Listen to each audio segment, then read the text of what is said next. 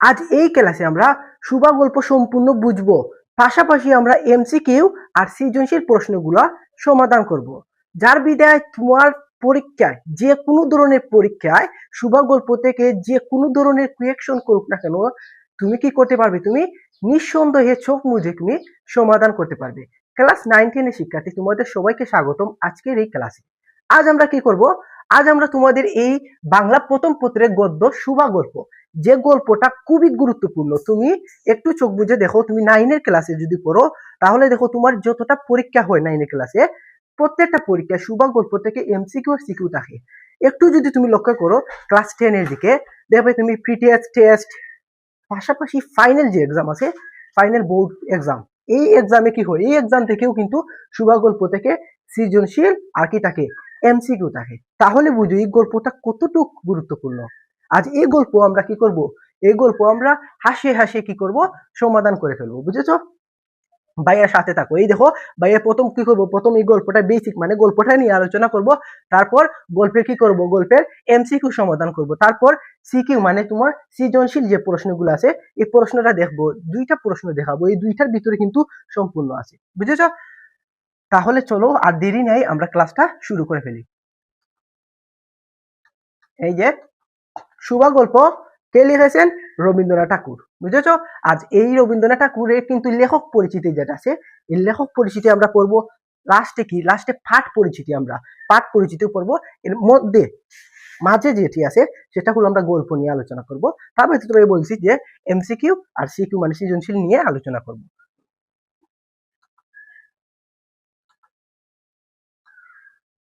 এই যে আমরা যদি গল্পের ভিতরে প্রবেশ করার আগে এই স্ক্রিনের মধ্যে যে ব্যক্তিগুলো আছে, সো এদের সম্পর্কে একটু আমাদের জেনে নেওয়া উচিত, পাশাপাশি গল্প সম্পর্কে একটু আমাদের আলোচনা করা দরকার। তাহলে আমাদের এমসিকিউ গুলা সমাধান করতে খুবই সহজ হবে, পাশাপাশি সৃজনশীল গুলা সমাধান করতে অনেকটা সহজ হয়ে যাবে। এই যে স্ক্রিনের মধ্যে দেখতেছো ব্যক্তিগুলা, এদের মধ্যে আমি বলবো যে এই গল্পটা যে তৈরি করা হয়েছে এদের মধ্যে প্রধান চরিত্র হলো এই যে সুবা মেয়েটা। সুবা মেয়েটা হলো বাণীকণ্ঠের মেয়ে। সো চণ্ডীপুর গ্রামে এক পরিবার, এই পরিবারে মূলত 5 জন মানুষ বাস করতো। কয়জন? 5 জন। ব্যাপারটা মনে রাখবে।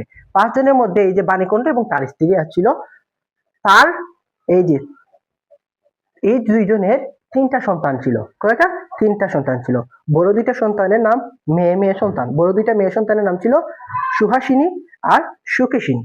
এই দুইজনের নামকরণে বা এই দুইজনের নামের মিলন থেকে বা যে এই দুইজনের নামটাকে ফলো করে এই সুবা মেয়েটার নাম রাখা হয়েছিল সুবাসিনী। কিন্তু কে বা আর জানবে যে এই সুবা মেয়েটা বাক প্রতিবন্ধী হবে বা বুবা হবে?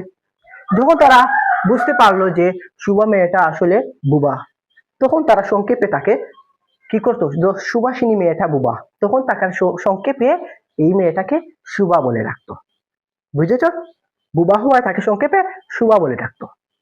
কিন্তু এদের মধ্যে কিন্তু পার্থক্য ছিল, তার বাবা মায়ের মধ্যে কিন্তু আদরের একটা পার্থক্য ছিল। তার মা এই মেয়েটা বুবা হওয়ার বিদায়, সুবা মেয়েটা বুবা হওয়ার বিদায় তার মা তাকে খুব বেশিটা আদর যত্ন করতো না, অলওয়েজ বিরক্তকর ভাব করতো, যেন সে মনে করতো যেন এই মেয়েটা তার গর্বের কলঙ্ক। এই যে তখনকার সময় যখন তোমার গল্পটা তৈরি করা হয়েছে, তখনকার সময় যে মারা আসলা, তো তারা কি করতো, তারা মনে করতো এই যে যদি মেয়ের কোনো ক্ষতি হয় শরীরের মধ্যে, তাহলে বিদায় মারই ক্ষতি হয়ে গেল। এজন্য তারা কি করতো, এই জন্য তারা মেয়ের ক্ষতি হলে তারা নিজে মনে করতো যে এরা হলো আমার গর্বের কলঙ্ক। বুঝেছো? কিন্তু এই যে বাণীকণ্ঠ বেচারিটা আছে না, এই বেচারিটা কি করতো, এই বেচারিটা তার এই বুবা মেয়েটাকে অনেক আদর করতো, ভালোবাসতো। এই যে তাদের যে 2 বড় মেয়ে ছিল না, তাদের বিয়ে কিন্তু কি হয়েছে, এই যে বাণীকণ্ঠ দোস্তর মতো দিয়েছিল। কি মতো? দোস্তর মতো সাজসজ্জা করে ভালো করে একটা আয়োজন করে দিয়েছিল। বুঝেছো? এই এতটুকু ক্লিয়ার যে মা বিরক্তি করতো, বাবা ভালোবাসতো। মেয়ের নাম সুভাষিনী রাখা হয়েছিল, কিন্তু বাক প্রতিবন্ধী হয়ে তাকে সংক্ষেপে সুবা বলে রাখতো। এখন আমরা এই স্টেপে চলে যাব। এই যে প্রতাপ হলো গুসাইদের ছেলে। এই ছেলেটা খুবই অকর্মাণ্ড। বুঝেছো? সে কোনো কাজকর্ম করতে চায় না, সে ছেলেটা অলস। বুঝেছো? সে ঘুমায়, খায়, পাশাপাশি কি করে সময় কাটানোর জন্য নদীর পাশে ছিপ ফেলে মাছ ধরে। কি করে? ছিপ ফেলে মাছ ধরে। তার এই প্রধান শখ ছিল যে, প্রধান শখই ছিল তার ছিপ ফেলে মাছ ধরা। এই যে সুভার সাথে কিন্তু প্রতাপের একটা সম্পর্ক তৈরি হয়, সেটা আমরা জানি না। সে মেয়েটা বোবা ছিল, মেয়েটা কিন্তু ভাষায় প্রকাশ করতে পারতো না, সেটা ভালোবাসা ছিল না বন্ধুত্ব ছিল সেটা কেউ জানতো না, বাট তাদের মধ্যে কিন্তু একটা সম্পর্ক ছিল, বুঝেছো? এই প্রতাপ ছেলেটা যখন বিকেল বেলা নদীর পাশে কি করতো, ছিপ ফেলে মাছ ধরতো, ঠিক তখনই সুভা কিন্তু এখানে বসে থাকতো। সুভা কি করতো, তাদের মধ্যে কিন্তু এই যে ছিপ ফেলে মাছ ধরার মধ্যে মধ্যে তাদের এই যে দেখা হতো, এই দেখার মধ্যে তাদের একটা সম্পর্ক তৈরি হয়েছিল। সম্পর্ক তৈরি হোক, তারপরে কি করতো, তারপরে তারা দুজন বসতো। আর কিন্তু এই যে প্রতাপ ছেলেটা কিন্তু সুভাকে বেশি ভালোবাসতো। কারণ কি, কারণ মাছ ধরার সময় এই যে বড়শি দিয়ে মাছ ধরার সময় ব্রাখিন ব্রাখিন একটা মানুষ খুবই দরকার, বুঝেছো? দের বিদায় সুভা কথা বলতে পারতো না, কিন্তু সুভা কি করতো, প্রতাপের সঙ্গে থাকতো কথা না বলে, নীরব পরিবেশে। এজন্য প্রতাপ সুভাকে অনেক ভালোবাসতো। এই যে প্রতাপ প্রতাপ ছেলেটার জন্য সুভা কি করতো, সুভা পানের বিড়া বা সাজিয়ে সাজিয়ে প্রতিদিন বিকালে নিত এবং এটা পান দিত। আর এই প্রতাপ খেয়ে খেয়ে কি করতো, বসি দিয়ে মাছ ধরতো। এই যে তাদের মধ্যে একটা কি ছিল, একটা কিন্তু সম্পর্ক ছিল। তো এই ঠিক তখনই কিন্তু কি করতো, এই মেয়েটা বসে বসে ভাবতো, আমি তো কারো কাজে আসি না, যদি আমি এমন কিছু করতে পারি করে প্রতাপের মনটাকে জয় করতে পারি। এই যে সুভা ভাবতো, যদি এখন আমি জলপরি হয়ে যেতাম, তাহলে নদীর নদীর তল থেকে আমি কি করতাম, ডুব দিয়ে এই যে তোমার হীরা নিয়ে আসতাম, সুরা নিয়ে আসতাম, এসে প্রতাপকে দিতাম, দিয়ে খুশি করতাম, যে বুঝাতাম যে আমিও মানুষের উপকার করতে পারি। তো এরকম ভাবতো, বাট এটা তো হতো না, এটা জাস্ট কল্পনার বিষয়। তো এরকম ভাবতে ভাবতে চললো সময়টা। যখন সুভার বয়সটা হলো, মানে তার যৌবনটা যখন পাড়ি দিল, তখন কিন্তু তার একটা বিয়ের বয়স হয়েছে। কিন্তু পাড়ার লোকেরা কি করতো, পাড়ার লোকেরা তাকে নিয়ে নিন্দা করতো, তার বাবা মাকে নিয়ে নিন্দা করতো, কারণ সে মেয়েটা ছিল বুবা, তাকে এই যে সমাজে কেউ তাকে বিবাহ করবে না। এই জন্য কি করতো, এই জন্য তারা তাকে নিয়ে কি করতো, নিন্দা করতো। কিন্তু এই যে প্রতাপ ছেলেটা কিন্তু তাকে কিন্তু নিন্দা বিন্দা করতো না, তাকে ভালোবাসতো। বাট যখন পাড়ার লোকেরা কিন্তু তাদের বাবা মাকে কি করতো, নিন্দা করতো, তাদের বাবা মা কি করতো, তাকে অনেক প্রেসার দিত। কি করতো, প্রেসার দিত তাকে, তাকে কি করতো, তাকে গালিগালাজ করতো। তখন যখন তার মন খারাপ হতো, তখন এই দুই ব্যক্তির সাথে যেত। এই যে সর্বশী এবং পাঙ্গুলি, তার দুইটা গাবি ছিল। এরা ছিল যে পশুদের মধ্যে খুবই ঘনিষ্ঠ বন্ধু, বুঝেছো? আরো ছিল বিড়াল, কুকুর, ছানা, এগুলা ছিল। বাট এরার সঙ্গে কিন্তু তার মনের কথা প্রকাশ করতো, বুঝেছো? এই মেয়েটা যখন ফ্যামিলি থেকে কি করতো, ফ্যামিলি থেকে চাপ পেতো, তখন এদের সাথে সে গল্প করতো বা সময় কাটাতো। কিন্তু এই মেয়েটা কিন্তু এই সমাজে কিন্তু খুবই একা ছিল, সে একা একা আসতো। এই যে তার বয়সী যত ছেলে মেয়েরা ছিল, কেউ তার সঙ্গে কি করতো না, কেউ তার সঙ্গে খেলাধুলা করতো না, তাকে ভয় পেত। এই যে বুবা বিদায়, আমিও ছোট থাকতে বুবা মানুষকে ভয় পেতাম, এই বুবা বিদায় তার কি করতো না, তার সাথে খেলতো না। কিন্তু এই মেয়েটা এই মেয়েটা কিন্তু খুবই অত্যন্ত ভালো মেয়ে ছিল।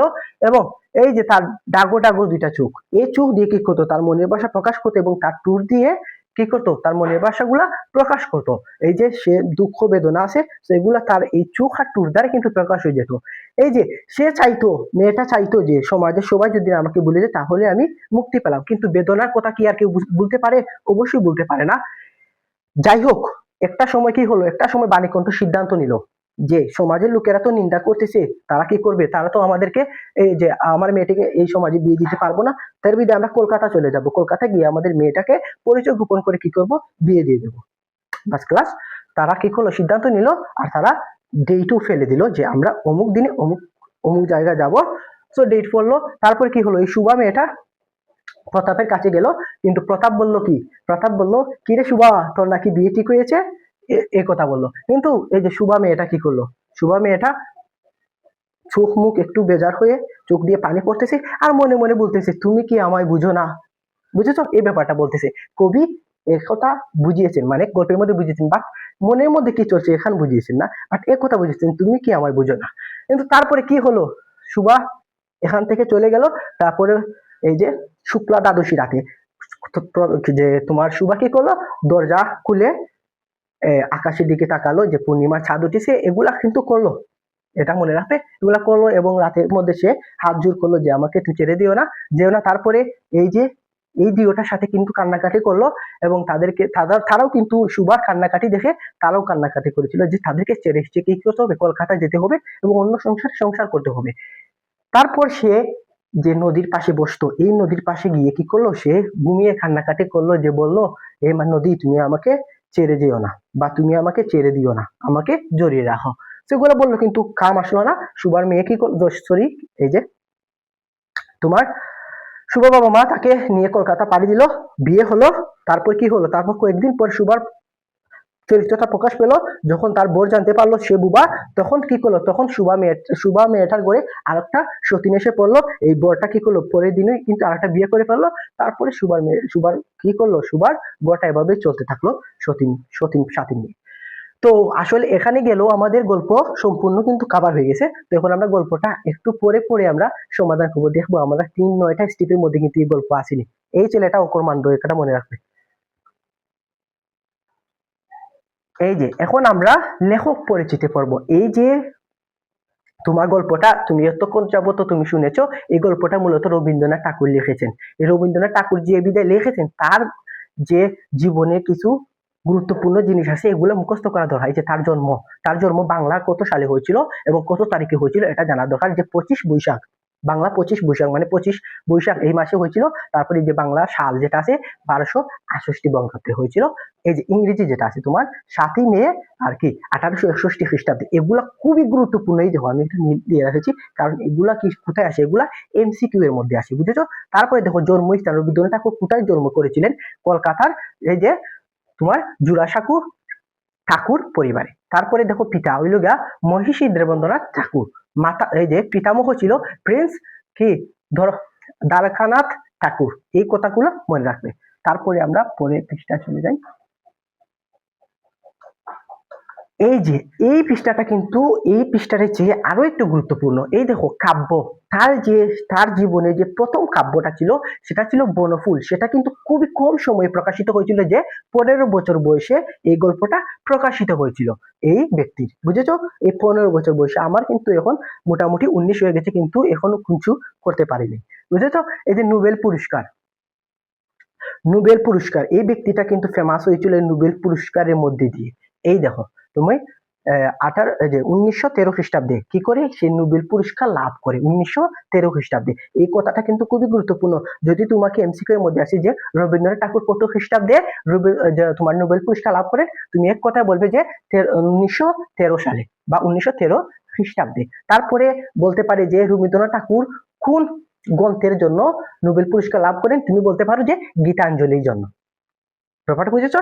তারপরে দেখো কার জন্য, এই যে গীতাঞ্জলি জন্য, এবং কিসের জন্য তিনি গীতাঞ্জলি তো লিখলেন, এর বিদায় কিসের জন্য তিনি এই নোবেল পুরস্কার লাভ করলেন, এই যে গীতাঞ্জলিটা ইংরেজিতে অনুবাদ করার জন্য।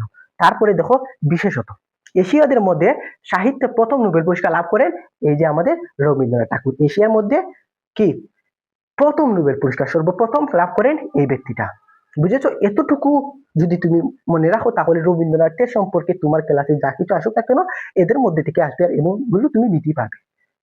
বিশেষ করে তুমি জন্ম তারিখটা আর নোবেল পুরস্কারের তারিখটা মনে রাখবে। এই দেখো এই ব্যক্তিটা কিন্তু এখন আমরা ব্যক্তিটা অবদান পড়েছি। এখন আমরা কি করবো, এই ব্যক্তিটার মৃত্যুটা দেখবো। এই যে মৃত্যুটা হলো তোমার বাংলা দেখো তোমার 22শে শ্রাবণ, তারপরে কি 1348 বঙ্গাব্দ।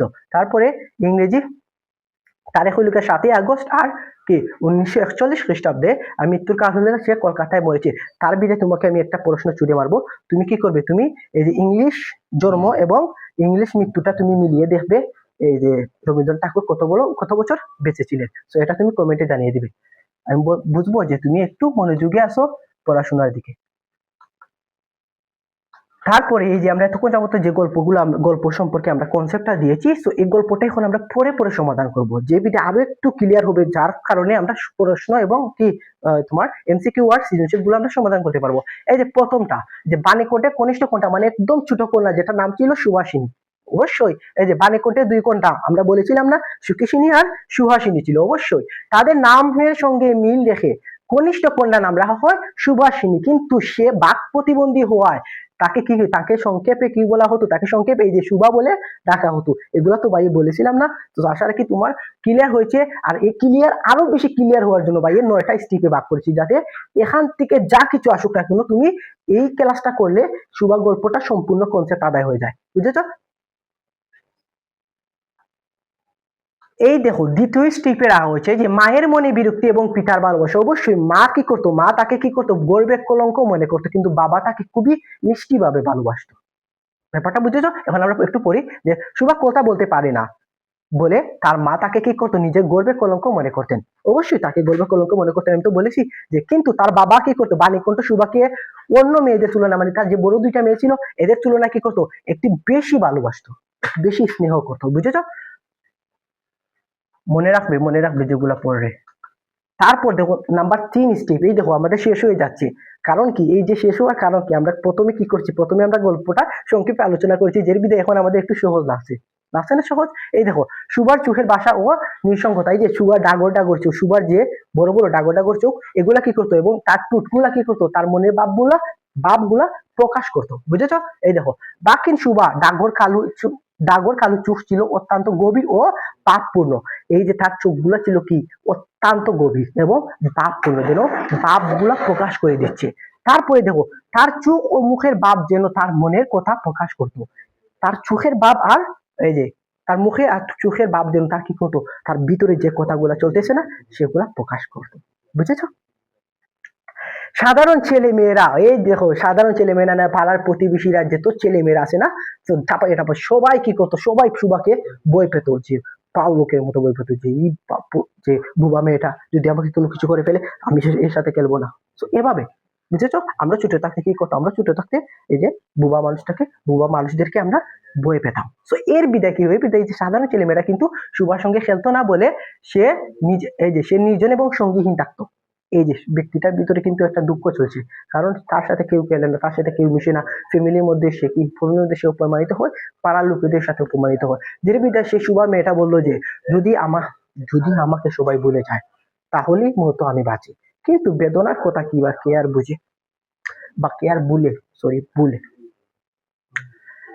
এতটুকু মুখস্থ, তারপরে মুখস্থ রাখা লাগতো না, বুঝলেই হবে।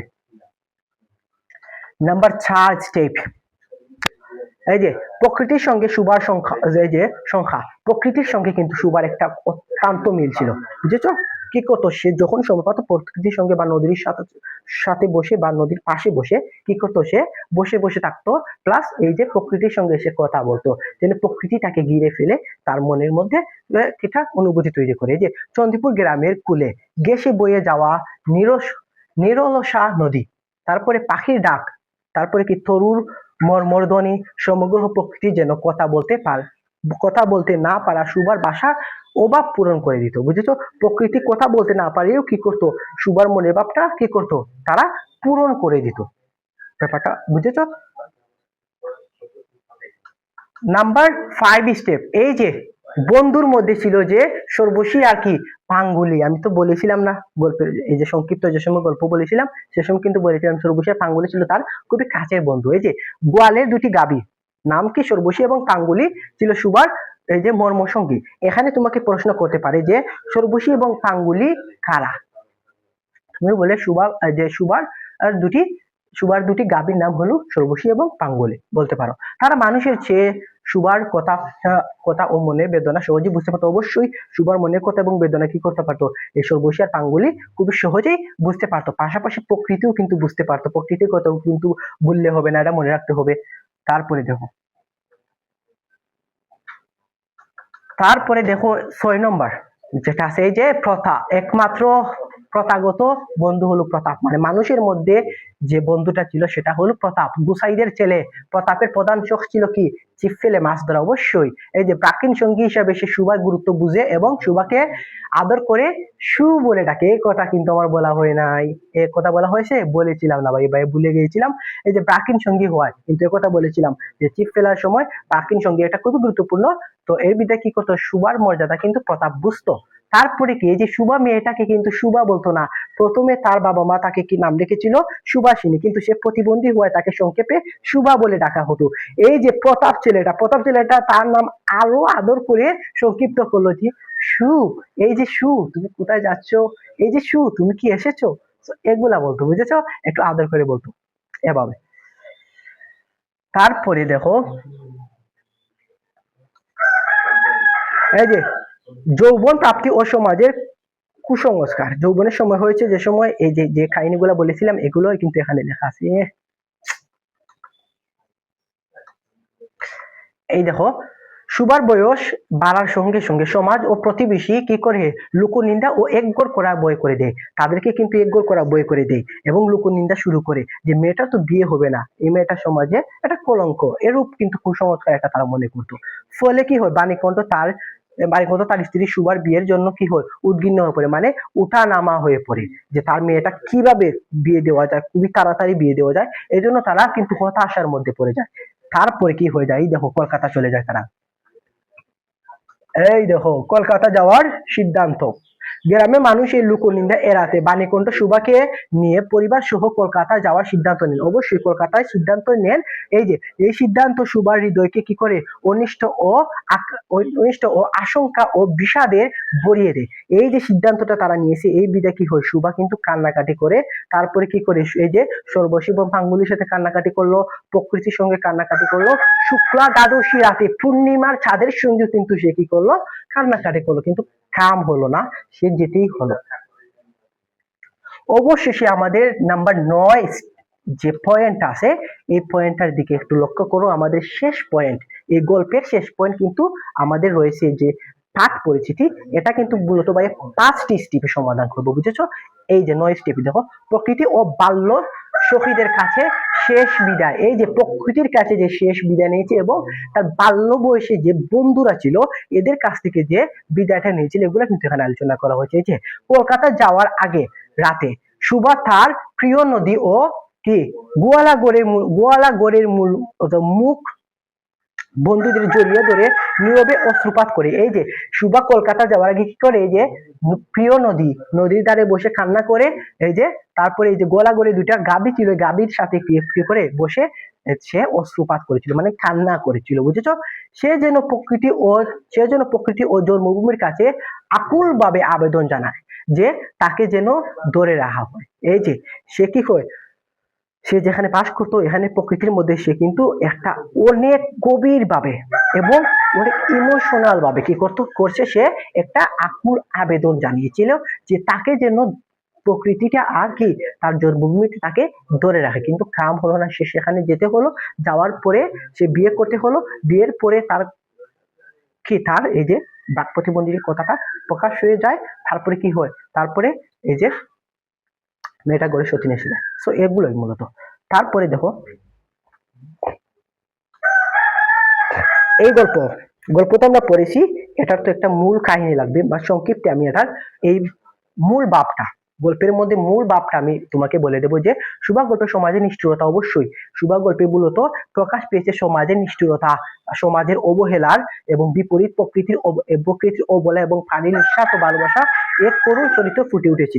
কিন্তু এই দেখো এখানের মধ্যে বলা আছে যে সুভা গল্পটা আমরা পড়েছি, এখানের মধ্যে আমরা দেখেছি সমাজের নিষ্ঠুরতা, একজন বাক প্রতিবন্ধী মানুষের সাথে সমাজে যে নিষ্ঠুরতা করা হয়, অবহেলা করা হয়। আবার বিপরীত দিকে প্রাকৃতিক যেগুলো আছে, যে প্রকৃতি কি করতো, প্রকৃতি এই মানুষগুলোকে ভালোবাসে এবং প্রকৃতি এই যে অবলা প্রাণী যেগুলো আছে, কথাহীন প্রাণী যেগুলো আছে, সেগুলো কিন্তু এই যে প্রাকীন বা প্রতিবন্ধী মানুষদেরকে তারাও ভালোবাসে।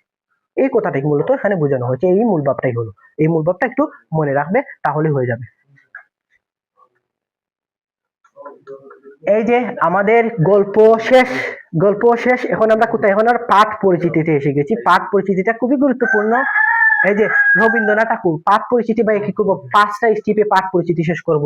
এই যে রবীন্দ্রনাথ ঠাকুরের বিখ্যাত ছোট গল্প কি সংকলন গল্পগুচ্ছ থেকে গল্পটি সংকলিত হয়েছে। এই যে সুভা গল্পটা কোথা থেকে সংকলিত হয়েছে, এই যে গল্পগুচ্ছ থেকে, রবীন্দ্রনাথ ঠাকুরের ছোট গল্প সংকলন গল্পগুচ্ছ থেকে গল্পটি সংকলিত করা হয়েছে। এই কথাটা মনে রাখবে, এটা হলো উৎস নাম্বার 1। তারপরে দেখো এই যে মূল চরিত্র, গল্পের প্রধান চরিত্র ব্রাক প্রতিবন্ধী কিশোরী সুভা, বা এই তো বলেছিলাম গল্পের প্রধান চরিত্রের নাম। তারপরে দেখো তার জীবন ও অনুভূতির প্রতি লেখকের গভীর মমত্ববোধ গল্পটিকে হৃদয় স্পর্শী করে তুলেছে, বুঝেছ? তারপরেরটা দেখো, এই যে পারিবারিক ও সামাজিক বাস্তবতা, পরিবারের মধ্যে যে কাহিনী হয়েছিল এবং বাস্তবতা মানে সে যেটা ফেস করেছিল। এই দেখো সুভা কথা বলতে পারে না বলে মা তাকে কি করে নিয়মিত দুষ মনে করতো। এই যে মা বলতো তাকে সে তার গর্বের কলঙ্ক। তারপরে অন্যদিকে তার বাবা কি করতো, তাকে ভালোবাসতো। এই যে এখানে লেখা আছে যে অন্যদিকে তার বাবা তাকে অত্যন্ত ভালোবাসতো। তারপরে লেখা আছে বাক প্রতিবন্ধী হওয়ায় কি সব সমবয়সীরাও কি তার সঙ্গে সহজে মিশত না। এই যে তার যে সহপাঠী বা তার বয়সী যে ছেলেমেয়েরা ছিল তখনকার সময়, এরা কি করতো, এগুলা তাকে ভয় পেত, সেই বিধা তার সঙ্গে চলতো না। সে মনের মধ্যে অনেক কষ্ট জমা রাখতো এবং সে বলতো মনে মনে, সবাই যদি আমাকে ভুলে যায় তাহলে কিন্তু আমি বাঁচলাম, কিন্তু বেদনার কথা কি আর কেউ ভুলে যায়? অবশ্যই ভুলে যায় না, এটা বারবার মনে পড়িয়ে দেয়। নাম্বার 4 স্টেপ যেটা আছে তোমার, এই যে আশ্রয়ের জগৎ। এই যে মানুষের অবলা ও নিঃসঙ্গতার কারণে গৃহপালিত বুবা প্রাণী ও শান্ত প্রকৃতি সুবার আপন জগৎ এবং মনের সঙ্গী হয়ে উঠে।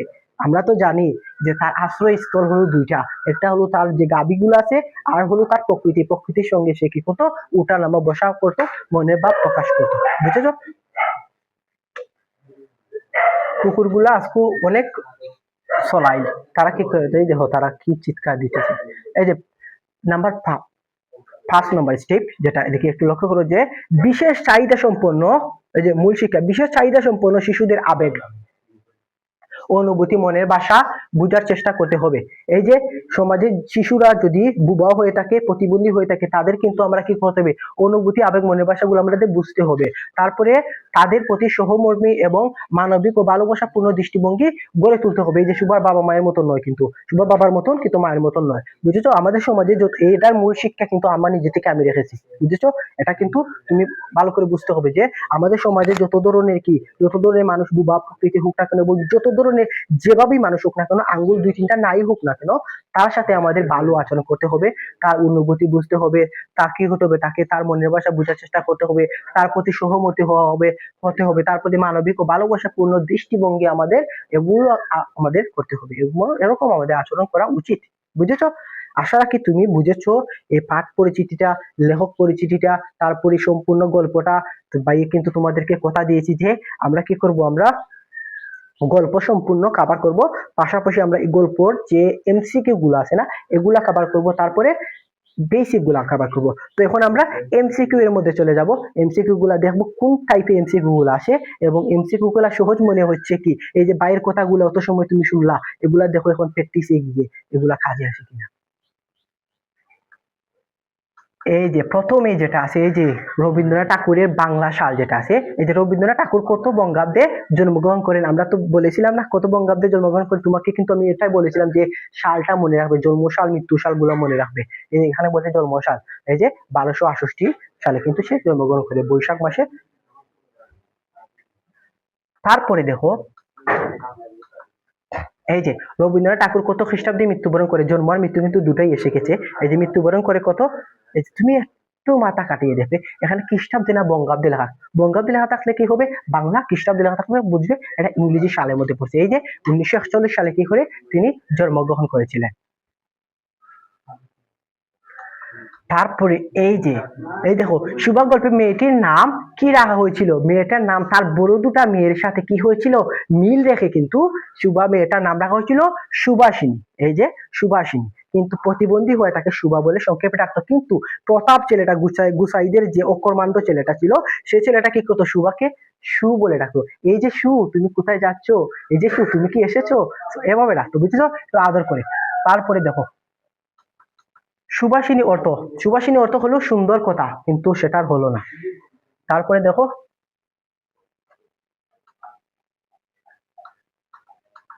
দস্তুর মতো অনুসন্ধান, তারপরে কি অর্থ বিয়ে কার বিয়ে হয়ে গেছে, এই যে দস্তুর মতো মানে সাজসজ্জা করে ভালো মতো মানুষদেরকে খাওয়িয়ে পরিয়ে কিন্তু যে বিয়েটা হয়েছিল তার সুভার বড় 2 বোনের বিয়ে হয়েছিল। বুঝছো? এই যে লেখা আছে সুভার বোনেদের বিয়ে হয়েছিল, তার বড় 2 বোনের নাম কি ছিল, সুহাসিনী আর সুকেশিনী, এদের নামকরণে তার নাম হয়েছিল সুভাষিনী, তাকে সংক্ষেপে সুভা বলা হতো। এগুলা কথাগুলা বারবার বলার কারণ হলো এগুলা কিন্তু তোমার এমসিকিউ আর কি প্রশ্নগুলো আসে। বুঝেছো? তারপরে দেখো যে সে কথা বলতে পারে না, এখানে যাকে নির্দেশ করা যায় তা হলো সুভাষিনী, সুভাষিনীকে কিন্তু নির্দেশ করা যায়। প্রতাপে কথা বলতে পারতো, সুহাসিনী তাদের বোন ছিল, তারা কথা বলতে পারতো, সুকেশিনী তাদের বোন ছিল, তারাও কিন্তু কথা বলতে পারতো। তাহলে সুভাষিনী মেয়েটা কি করতে পারতো না, কথা বলতে পারতো না। এই চরিত্রে কিন্তু প্রধান প্রধান যে চরিত্র, এই গল্পে প্রধান চরিত্র হলো তোমার সুভাষিনী। বুঝেছো? না বা সুভা, যেটা তুমি বুঝো। তারপরে এই যে দেখো, কে বুঝেছে যে সে বিধাতার অভিশাপ রূপে জন্মগ্রহণ করেছে, এই যে কাকে বলেছে হয়েছে, সুবাকে বলা হয়েছে কথাটা। তারপরে দেখো সবাই ভুলে গেলে কে বাঁচে? সবাই ভুলে গেলে মূলত সুভা বাঁচে, কিন্তু বেদনার কথা কেউ বলতে পারে? অবশ্যই না। এই যে এখানে সুকে সিনি দেওয়া আছে, এটা ভুল হয়েছে, সুভা হবে, এই যে সুভাষিনী হবে। বুঝেছো? তারপরে এই যে সুভাষিনীরা কয় বোন ছিল, এখানে কিন্তু তুমি মিস্টেক করে দিতে পারো। সুভাষিনীরা কয় বোন ছিল, তুমি বলতে পারো 2 বোন ছিল, কিন্তু 2 বোন না, এখানে লেখা আছে যে সুভাষিনীরা, মানে সুভাকে নিয়ে কথা হয়েছে। সুভাষিনীরা কয় বোন ছিল? মূলত 3 বোন ছিল, তাকে নিয়ে কিন্তু হয়েছে, তার 2 বোন এবং সে, এগুলো তো 3 জন হবে। বুঝেছো? এগুলা কিন্তু একটু পরে বুঝতে হবে। এই যে দেখা মাত্র যদি তুমি দাগিয়ে ফেলো যে 2 জন, তাহলে হবে না, বুঝতে হবে প্রশ্নের মধ্যে লেখাটা কি আছে। বুঝেছো? এই যে একটা বহুপদী প্রশ্ন আছে তোমার, কালো চোখে কি তর্জমা এবং তর্জমা করতে হয় না, কারণ কালো চোখে তর্জমা করতে হয় না কারণ এই যে মনের কথা চোখের ওপর ছায়া ফেলে। অবশ্যই এই যে সুভার যে ডাগর ডাগর চোখ ছিল, এগুলা কি হতো, তার মনের ভাষা প্রকাশ হতো, যে তার ঠোঁটগুলা ছিল এগুলো কিন্তু তার মনের ভাষাগুলা প্রকাশ হতো। চোখে হাসে, তারপরে কি ভাব নিজে থেকে এসে চোখে ধরা দেয়, তার কিন্তু মনের ভাবটা কি করতো, নিজে থেকে এসে চোখে ধরা দিত। এই যে প্রিয় শিক্ষার্থীরা, আমরা কিন্তু একদম শেষের স্টেপে চলে এসেছি। বুঝেছো? এখন আমরা এই গল্পের সৃজনশীল দেখবো। কি দেখবো? সৃজনশীল প্রশ্ন দেখবো। বুঝেছো? ভাইয়ের সাথে থাকো। তো এখন আমরা সৃজনশীল প্রশ্ন দেখার আগে আমরা কি করি, আমরা একটু সৃজনশীল এই যে উদ্দীপকটা করে নেই, তারপরে ক আর খ আমরা সমাধান করবো। আগে প্রথমটা সমাধান করি না, প্রথমগুলো আগে সমাধান করবা, প্রথমগুলো বালা, কারণ তোমরা কিন্তু এগুলা উলট পালট করে বুঝালে তোমরা ভুলে যাবা। তাহলে প্রথমটা আমরা শুরু করি, প্রথম থেকে শেষ পর্যন্ত। এই যে সুভার বাবার নাম কি? অবশ্যই সুভার বাবার নাম বুড়ু বেটা বাণীকণ্ঠ। বুঝেছো? বাণীকণ্ঠের নামটা মনে রাখবে। তারপরে প্রতাপ সুভার মর্যাদা বুঝতো কেন? কেন প্রতাপ সুভার মর্যাদা বুঝতো এবং কেন তাকে সু বলে ডাকতো? এটা কারণ হলো যে সে কিন্তু কি করতো, সে কিন্তু বিকেল বেলা ছিপ ফেলে মাছ ধরতো, প্রতাপ ছেলেটা। প্রতাপ সম্পর্কে তুমি এখানে লিখতে হবে, এক কথা প্রতাপ সম্পর্কে লিখতে হবে। প্রথমে লিখবে কি? প্রথম লিখবে সুভা, এই যে প্রতাপ সুভার মর্যাদা বুঝতো কারণ ছিপ ফেলে মাছ ধরার সময় ডাকিন একজন সঙ্গী খুবই দরকার, সেই জন্য সুভা কি করতো, প্রতাপ সুভার মর্যাদা বুঝতো। তারপরে প্রতাপ সম্পর্কে হবে যে প্রতাপ ছিল গুসাইদের ছেলে, সে কিন্তু কি করতো, সে কিন্তু কোনো কাজকর্ম করতো না, বাসায় বসে কি করতো, ভাত খেত এবং হাঁটা গুটা করতো এবং আড্ডা মারতো, পাড়া ছেলে মেয়েদের সাথে ঘুরাতো এবং সময় কাটানোর জন্য সে নদীর তীরে গিয়ে ছিপ ফেলে মাছ ধরতো। তো এগুলা লিখবে, এগুলা তুমি একটু সাজিয়ে লিখবে, যে ভাইয়ের যা যা গল্প বলেছিলাম সেগুলো লিখবে। তারপরে দেখো আমাদের ক আর খ শেষ, এখন আমরা একটু উদ্দীপক করবো। যদি উদ্দীপক করি না তাহলে এগুলো সমাধান করা যাবে না। বুঝেছো? এই যে এই যে সদানন্দ একজন ব্যক্তি, আর নিরূপার মেয়ে কৃতি, এদের 2 মেয়ে, এদের স্বামী স্ত্রী, মেয়ে হলো, নাম হলো তার কৃতি। এই যে কৃতি তার মায়ের চোখের মণি, এখানে মনে রাখবে, প্রশ্নগুলো পয়েন্টগুলো মনে রাখবে। কৃতি তার মায়ের চোখের মণি। তারপরে কৃতির কি পুত্রহীন কি সদানন্দ, এই যে কিন্তু পুত্রহীন এই যে সদানন্দ মানে এই যে কৃতির বাবা, তার কিন্তু ছেলে নেই, তার মেয়েকে খুব একটা পছন্দ করে না, ছেলে নেই বিধায় তার মেয়েটাকে খুব একটা পছন্দ করে না।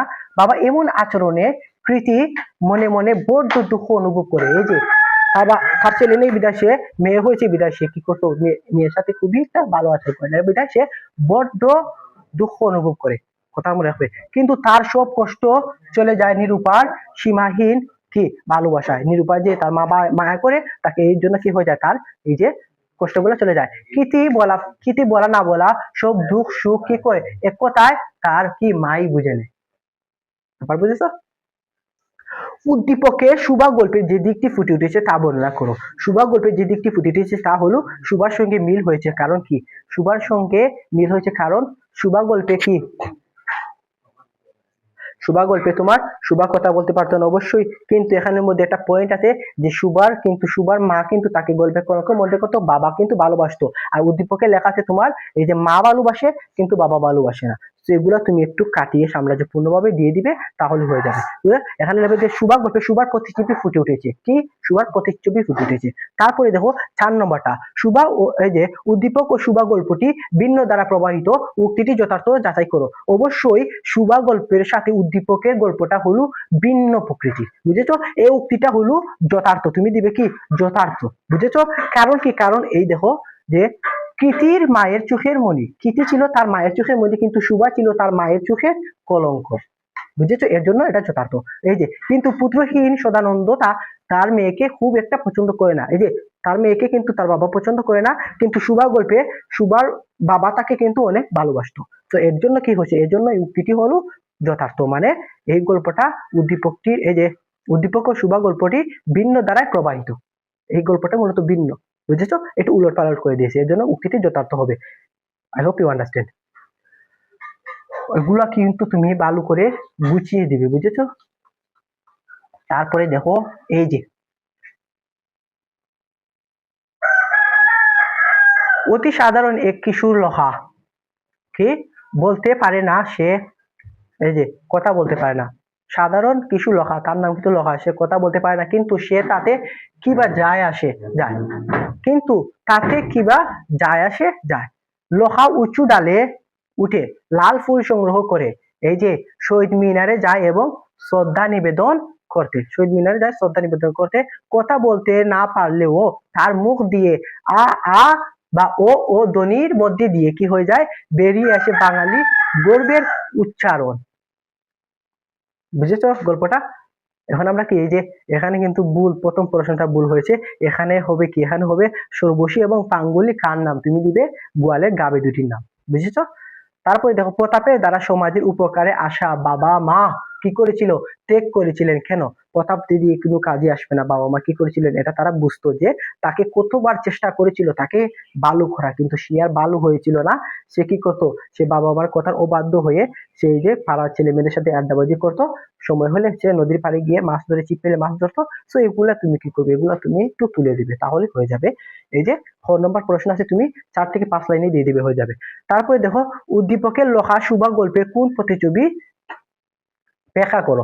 উদ্দীপকে এই যে ব্রাকিন প্রতিছবি হবে। এই যে উদ্দীপকের লোহা, লোহা কিন্তু কথা বলতে পারে না, কিন্তু এই যে এখানে মধ্যে কিন্তু একটু উলট পালট আছে। সে কিন্তু শহীদদেরকে শ্রদ্ধা করে এগুলা নিবেদন জানায়, বা এগুলা বুঝাতে চায় যে তার শহীদদের প্রতি তার ভালোবাসা আছে, বাট এগুলা কিন্তু শুভা গল্পের মধ্যে নেই। কিন্তু তুমি এখানে দেখো লেখা আছে যে উদ্দীপকের লোহা শুভা গল্পে কোন চরিত্রের প্রতিছবি। চরিত্র কিন্তু এটাতে, যে সেটা হলো লোহা কথা বলতে পারে না, শুভ কথা বলতে পারে না, তাহলে ব্রাকিন প্রতিছবি দিয়ে দিবে। তারপরে এই যে সুভা গল্পটা একটু ব্যাখ্যা করবে, তারপরে এই উদ্দীপকটা একটু ব্যাখ্যা করে দেবে, বাস ক্লাস। তারপরে দেখো নাম্বার 4 যেটা আছে, উদ্দীপকটি সুভা গল্পের একটি চরিত্রের প্রতিফলন করলে ও গল্পের সম্পূর্ণ ভাব দ্বারা করতে পারেনি, মূল্যায়ন করো। অবশ্যই মূল্যায়ন করা কি হতে হবে, উক্তিটি হলো যথার্থ। কারণ কি, এই যে আমি আবার উদ্দীপকটা প্রশ্নটা পড়তেছি, উদ্দীপকটি সুভা গল্পের একটি চরিত্রের প্রতিফলন করলেও, একটি চরিত্রের প্রতিফলন করেছে, সেটা হলো তোমার সুভা কথা বলতে পারে না, লোহাও কথা বলতে পারে না, এই গেল তোমার একটি চরিত্র গেল। তারপরে দেখো, গল্পের সম্পূর্ণ ভাব কি করতে পারে না, ধারণ করতে পারেনি, সম্পূর্ণ কিন্তু ভাব ধারণ করতে পারেনি। কারণ এই যে সুভা গল্প, এটার মধ্যে আমরা কিন্তু পড়েছি তার বাবা মা তাকে কি করতো, তাকে মা ভালোবাসতো না, বাবা ভালোবাসতো, এবং তার বন্ধু বান্ধব এগুলো যে কাঠামো ছিল, সেই কাঠামো কিন্তু এই উদ্দীপকের সাথে মিলে না। মিলছে? উদ্দীপকের সাথে অবশ্যই মিলছে না, কারণ সে শহীদ মিনারে যায়, সে শহীদের প্রতি শ্রদ্ধা জানায়। তো এগুলো কিন্তু এই গল্পের মধ্যে কিন্তু আলোচনা করা হয়েছিল। বুঝেছো? তো এটা তুমি কি করবে, এটা বলবে এই যে মূল্যায়ন করো, এটা তুমি বলবে উক্তিটি হলো যথার্থ, দিয়ে তুমি এগুলা একটু মূল্যায়ন করে দিতে আসবে, তাতেই হয়ে যাবে।